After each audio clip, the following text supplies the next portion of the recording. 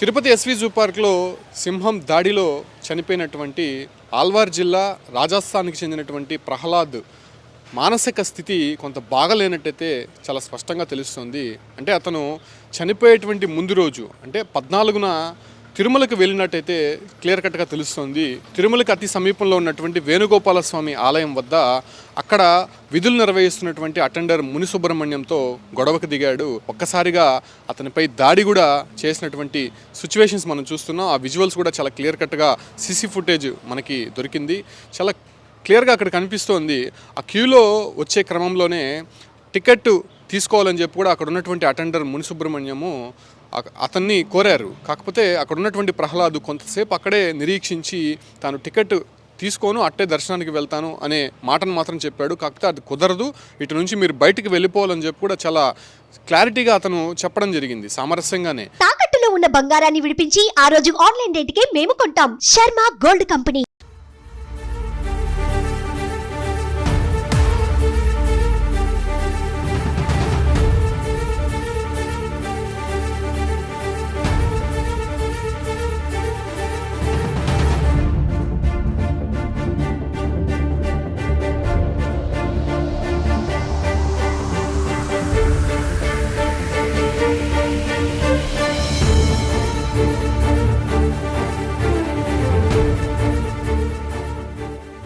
కాకపోతే కొంతసేపు వేచి చూసినటువంటి ప్రహ్లాదు ఒక్కసారిగా కోపోద్రిక్తుడయ్యి అతనిపైన దాడికి దిగారు. అక్కడ ఉన్నటువంటి ఎలక్ట్రానిక్ ఎక్విప్మెంట్తో అక్కడ ఉన్నటువంటి ముని సుబ్రహ్మణ్యం అటెండర్ పైన దాడికి దిగాడు. ఒక్కసారిగా అతనికి తీవ్రమైనటువంటి గాయాలయ్యాయి, రక్త గాయాలు కూడా అయినటువంటి పరిస్థితి మనం చాలా క్లియర్గా చూస్తున్నాము. అంటే దాదాపు రాజస్థాన్ నుంచి ఒకడే వచ్చినట్టయితే క్లియర్ కట్గా తెలుస్తోంది.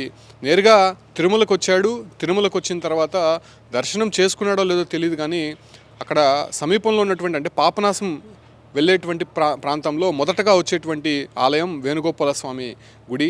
ఆ ఒక్క గుడి కూడా అంటే టీటీడీ అండర్లో ఉంటుంది. ఇది హతీరాంజీ మఠంకి సంబంధించినటువంటి అండర్లో ఆ ఒక ఆలయం కూడా ఉంటుంది.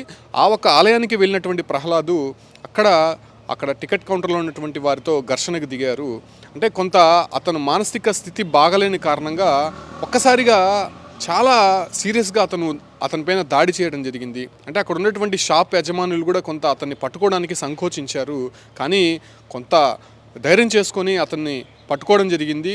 అక్కడ అతన్ని దేహశుద్ధి చేసిన తర్వాత పోలీసులకి ఫిర్యాదు చేశారు. తిరుమలలో ఉన్నటువంటి పోలీసులు అక్కడికి చేరుకొని అతన్ని పరిస్థితిని చూసి అతనికి మానసిక స్థితి బాగాలేదని కొంతసేపు అక్కడ పెట్టుకొని మళ్ళీ వదిలేయడం జరిగింది.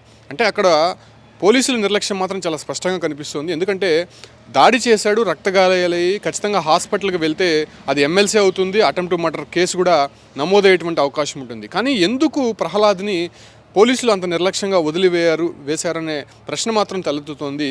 ఒకవేళ అక్కడే ప్రహ్లాద్ పైన చర్యలు తీసుకొని ఉంటే ఇంత జరిగే అవకాశమే లేదు.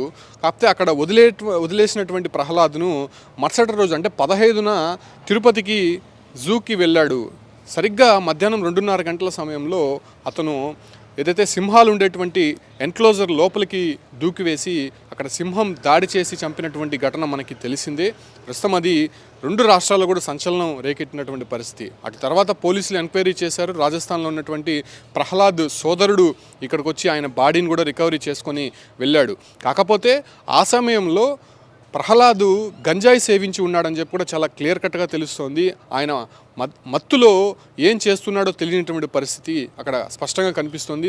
ఆ కారణంగానే మానసిక స్థితి కూడా కొంత ఆయనకి మెరుగ్గా లేకపోవడము, ఒక్కసారిగా ఎవరు ఏంటనేది దయాదక్షిణం లేకుండా వాళ్ళపైన దాడికి దిగడం, వాళ్ళపైన దుర్భాషలాడడం, ఇటువంటి పరిస్థితులు అక్కడ చాలా స్పష్టంగా కనిపిస్తూ ఉన్నాయి. ఈ ఒక్క ఘటనతో నిజంగా అటు వేణుగోపాల స్వామి ఆలయం వద్ద ఉన్నటువంటి షాప్ యజమానులు కావచ్చు, లేదంటే ఆలయ సిబ్బంది పూర్తిగా షాక్ తీనటువంటి పరిస్థితి. ఒక్కసారిగా అటెండర్ ముని సుబ్రహ్మణ్యం పైన దాడి చేసినటువంటి ప్రహ్లాద్ ఒక్కసారిగా రక్తగాయాలు ఆయనకి పూర్తిగా అయింది. ఆయన వెంటనే హుటాహుటిన అశ్విని ఆసుపత్రికి తరలించి చికిత్స అందించారు. కాకపోతే అప్పుడే చర్యలు తీసుకొని ఉంటే బాగుండేది అనే విషయాన్ని కూడా స్పష్టం చేస్తున్నారు. అతన్ని అక్కడ వదిలేయడంతోనే తర్వాత తిరుపతికి వచ్చి ఆ జూకు వెళ్ళినటువంటి ప్రహ్లాదు ఒక్కసారిగా సింహం ఉన్నటువంటి ప్రాంతం అంటే రెస్ట్రిక్టెడ్ ఏరియాకి వెళ్ళి అక్కడ సింహాలకి బంధించే ప్రాంతము, ఆహారం అందించేటువంటి ప్రాంతం నుంచి కూడా ఎన్క్లోజర్ లోపలికి దూకడంతో ఒకసారిగా సింహం దాడి చేసి చంపినటువంటి ఘటన చాలా స్పష్టంగా కనిపిస్తుంది. అయితే ఈ ఘటన ప్రస్తుతం ఎక్స్క్లూజివ్గా మనం చూపిస్తూ ఉన్నాము. కొండపైన జరిగినటువంటి ఘటన ఇది. వేణుగోపాల స్వామి ఆలయం వద్ద ఆ సీసీ ఫుటేజ్ చాలా క్లియర్ కట్గా చూడొచ్చు. అక్కడికి వచ్చినటువంటి ప్రహ్లాదు చాలా కొంతసేపు అక్కడ వెయిట్ చేశారు. వెనకాల ఉన్నటువంటి భక్తులు కూడా కొంత ఇబ్బంది కలిగే విధంగా కూడా అక్కడ ప్రవర్తించాడు. వెనకాల భక్తులు టికెట్ తీసుకొని దర్శనానికి వెళ్ళాలి అని చెప్పి వాళ్ళు మొరపెట్టుకున్నప్పటికీ కూడా వాళ్ళకి అడ్డంగా, అంటే క్యూ లైన్లో అడ్డంగా అతను నిలబడుకొని ఎవరిని కూడా ముందుకు రానియకుండా అదేవిధంగా అటెండర్తో కొంత దుర్భాషలాడి వాగ్వాదానికి దిగినటువంటి పరిస్థితుల్లో అతను ఒక్కసారిగా అటెండర్ పైన దాడి చేసి నిర్దాక్షిణంగా రక్తగాయాలు అయ్యేటట్టుగా కూడా కొట్టడం జరిగింది. ఆ తర్వాత అతను పట్టుకున్నారు. కాకపోతే పోలీసులు నిర్లక్ష్యంగా అతన్ని వదిలివేయడంతోనే ఈ ఒక్క తిరుపతికి రావడము, తర్వాత సింహాల్లో ఉండేటువంటి ఎన్క్లోజర్ లోపలికి వెళ్ళి ఆయన చనిపోవడం జరిగింది. కాకపోతే పోలీసులు ఒక రకంగా చెప్తున్నారు, అక్కడ తిరుమలలో ఉన్నటువంటి పట్టుకున్నటువంటి షాప్ యజమానులు కావచ్చు, అంటే అక్కడ సిబ్బంది ఇంకొక రకంగా చెప్తున్నారు. అంటే అక్కడికి వచ్చినటువంటి అతను కొంత మత్తులో ఉన్నాడు, మానసిక స్థితి బాగలేదు, అతను ఏం మాట్లాడుతున్నాడో తెలియడం లేదు అనే విషయాన్ని వాళ్ళు స్పష్టం చేస్తున్నారు. సో ఈ కారణంగానే అక్కడ పోలీసులు విడిచిపెట్టారని చెప్తున్నారు. కాకపోతే ఇక్కడ జూలో జరిగినటువంటి పరిణామాలు చూస్తే అతను మద్యం మత్తులో ఉన్నాడు. అతను ఎందుకు దూకాడో కూడా తెలియనటువంటి పరిస్థితి. అతను సూసైడ్ అటెంప్ట్ చేయడానికి అక్కడికి వెళ్ళినట్టయితే పోలీసులు రకరకాలుగా చెప్తున్నటువంటి పరిస్థితి అయితే చాలా స్పష్టంగా కనిపిస్తుంది. కాకపోతే పోస్టుమార్టం రిపోర్ట్లో మాత్రము అతను మద్యం సేవించి ఉన్నాడా లేకపోతే మరేదైనా కారణాలు ఉన్నాయో అనే విషయాలు మాత్రం తెలియాల్సి ఉంది. ప్రస్తుతానికైతే అతను చనిపోయేటువంటి ఒక రోజుకు ముందే తిరుమలలో హల్చల్ చేసినటువంటి విజువల్స్ ఎక్స్క్లూజివ్గా మీకు చూపిస్తున్నాం. నిజంగా అతని మానసిక స్థితి బాగాలేదా, లేకపోతే కావాలనే ఉద్దేశపూర్వకంగా అట్లా చేశారా, లేకపోతే మద్యం మత్తులో ఇలా ప్రవర్తించాడా అనే విషయం పైన కూడా ఇంకా క్లారిటీ రావాల్సి ఉంది.